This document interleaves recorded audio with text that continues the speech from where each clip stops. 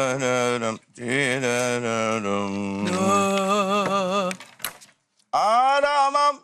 أرامم يا لذيذ يا لذيذ. شو اسمك؟ فؤاد أحمد محمد الهتار، مهندس صوت، مقيم في السعودية في الدمام. زين انت ليش قدمت في تركيا؟ أنا جيت اسطنبول هنا عندي عمل وصادف موعد أرب آيدل، فمدت يوم على أساس إني أحضر الكاستنج هنا أقرب يعني. فسبحان الله صادف يوم العمل إني في تركيا وقدمت. أي الحمد لله يعني. أنا بقى أقول لك إن أنت حظك وحش قوي. أقول لك حظك وحش ليه؟ صدفة قبل ما أنت تبتدي تغني وائل قرر إن هو يغني، والاستوديو كله سمع، الاستوديو كله سكت وكله قاعد يسمع. طيب تفضل.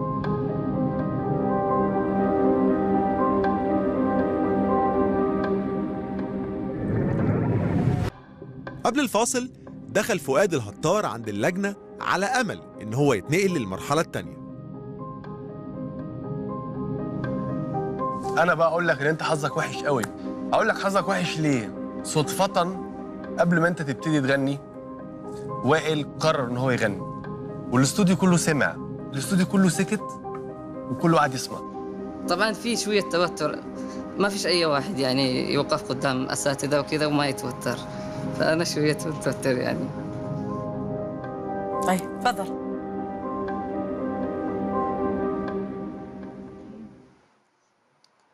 كلام الحب كله طار، حسافة يوم وليتك.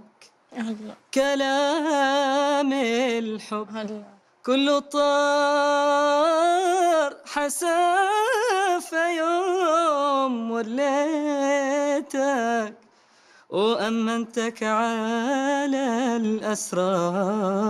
الله الله. أنا استاهل اللي صار. كويس، بس في زحاليق كده. أنا للأمانة والله ما هو كلام يعني ولا شيء كفيني، بس وقفت قدامكم وغنيت. أخ فؤاد، أنت بتحس إنه أطربتني؟ لا يعني أنت عم تغني يعني في رعشة في الصوت، ما فيش استقرار زي ما قال أستاذ حسن يعني، ففي شوية خوف يعني. ما أدري أزحلط يعني ولا إيه ده سريع بقى؟ أنت أهو ليك في الزحلقة أهو. معلوم. أنا بحترم هالتواضع اللي عندك إياه، ويمكن لو جاوبتني غير هيك كان رح يكون جوابي غير هيك. فأنا يس. الله يخليك، على راسي والله أستاذ وائل.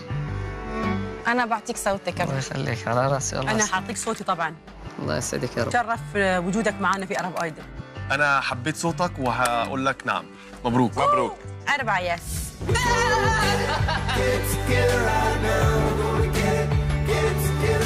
حبتين. يوم ظريف جدا.